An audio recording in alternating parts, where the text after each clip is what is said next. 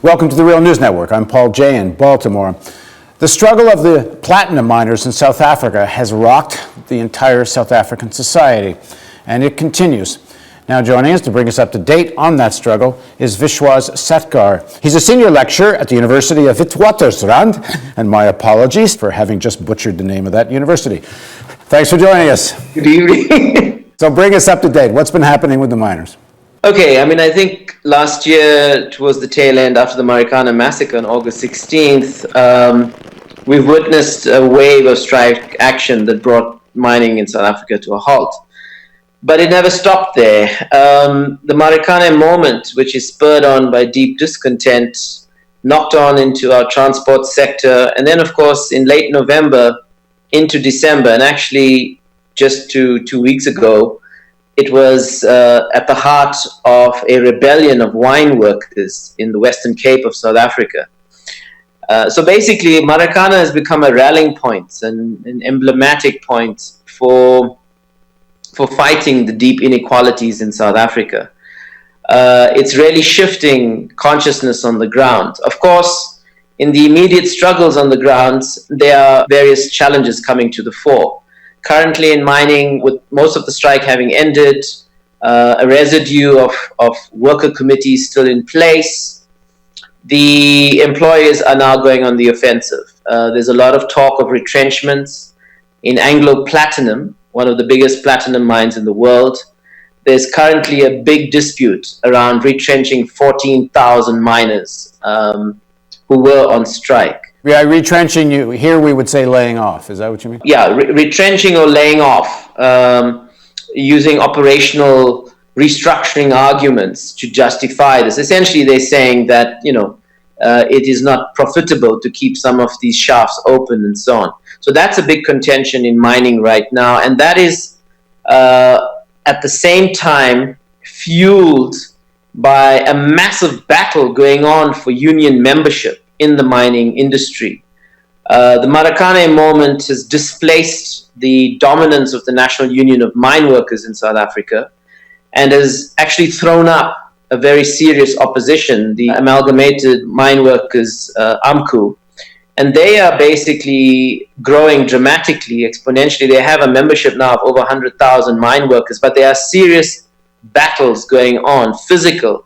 And the past week in South Africa has really been about trying to diffuse the open conflict between these two unions. In addition, on the winelands, the wine workers there have been able to really disrupt and unsettle deep colonial labor relations that have been in place in South Africa for centuries, actually. This is way beyond apartheid.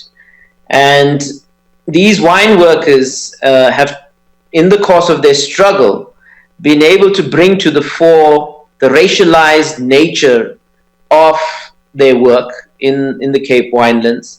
Now, the Cape wine is known all over the world. It's one of our leading exports, and it's a big money spinner, both for farmers as well as for foreign exchange for the South African state. And hence, the response to these workers has been extremely repressive. There have been vigilante attempts by farmers to coerce them back into work. The ANC police have been consistently beating back the workers' rebellion. One worker died in one of the towns. And generally, there's been overall coercion and harassment of these workers. 2.5 months about into the strike, the government basically proclaims that it is increasing the minimum wage determination in the winelands from 65 rands to 105 rands. This, in a sense, diffuses the whole situation in the winelands, but it really has shifted consciousness amongst the workers. Currently, there are various small unions organizing in the winelands, and the long struggle that they've been through has now thrown up the imperative of unifying, building strong, cohesive, and dedicated union organization amongst these workers. Moreover, the racial dynamics of these towns, of these farming communities, the deep racism that comes to the fore in these social orders, in these spaces, has also been exposed. And workers and their families have taken open declarations and decisions to stop shopping at certain racist shops, to keep away from certain cultural spaces, etc. In a sense, the struggle has been about an awakening of people's identities, and a direct challenge to racism, in addition to challenging inequality. If you go back to what you were talking about earlier in the platinum mine workers, the battle between the unions, the National Union of Mine Workers is very linked to the ANC government, and if I understand correctly, we're even in on calling for and in some way involved in the suppression of the mine workers' battle that led to the murder of so many miners. To what extent is that now changing the way workers think about the ANC, and the sense of, is it now increasingly more about class than it is about race, given that the ANC government is essentially a black government? Well, we can look at this question from below and from above. From below, clearly there's a lot of fluidity, and there's a moment of realignment unfolding in South Africa, and hence you are seeing the battle around the legitimacy of trade unions right now in mining, a very conflict-ridden battle. And that in itself is expressing a shift in worker consciousness. I mean, the rapid growth of AMCU does signal a rupture vis-a-vis the National Liberation Bloc and political base in South Africa. And that is very dramatic, and that is very serious.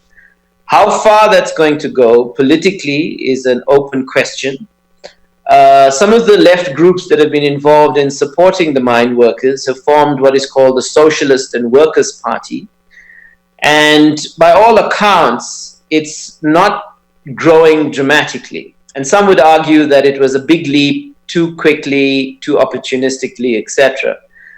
So anyway, there's a whole lot of questions about where the realignment is going to go from below.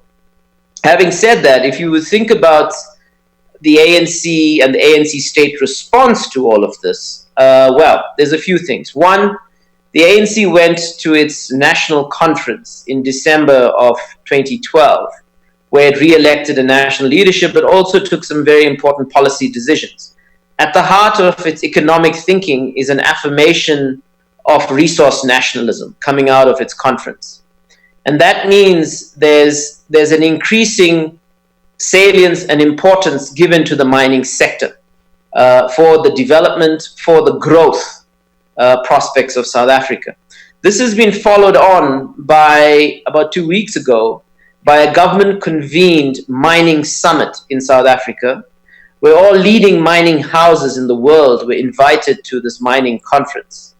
And there again, the ANC state was emphatic, was unambiguous, that South Africa is open for business, that the mining sector is very crucial for the growth of the South African economy, and that investors are very welcome into the sector. So a promise essentially that the South African state will keep the miners under control and foreign investors shouldn't worry.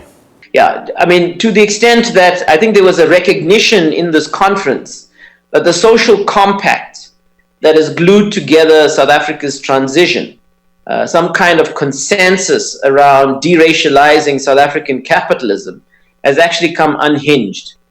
And that as part of going forward with the mining sector, the ANC state is going to seek a renewed social compact, if you like. Now, what's also very important in this context is the election of Cyril Ramaphosa, one of South Africa's leading plutocrats, the super rich, who was a board member of the Lonmin mine at which you had the Marikana massacre. And owned a not insignificant amount of stock in that company.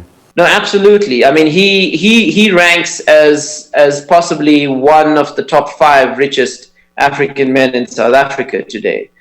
He's been elected as the deputy president of the African National Congress coming out of its December conference. And he is very vocal in the media and in the broader public sphere about clinching a new social compact with capital, repairing the rift, repairing the damage in that relationship. So the ANC is increasingly from above going to attempt to bring back stability into the South African mining industry. Again, if Marikana is an indicator of how it's going to rule, in other words, the use of coercion, then we are definitely going to see further labor conflicts and violence unfolding in the South African mining industry going forward. All right, thanks for joining us, Vishwas. Okay. And thank you for joining us on the Real News Network.